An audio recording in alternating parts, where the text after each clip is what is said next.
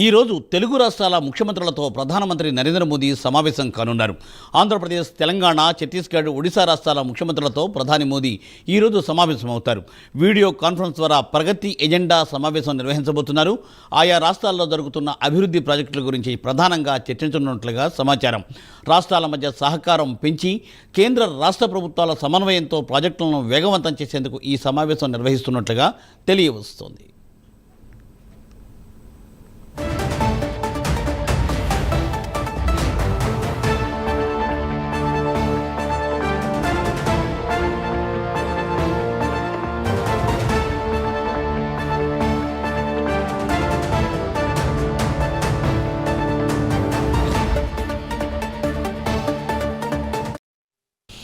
మరోవైపు తెలంగాణ, ఆంధ్రప్రదేశ్ రాష్ట్రాల మధ్య బనకచెర్ల ప్రాజెక్టు విషయంలో రెండు రాష్ట్రాల మధ్య గొడవలు జరుగుతున్నాయి.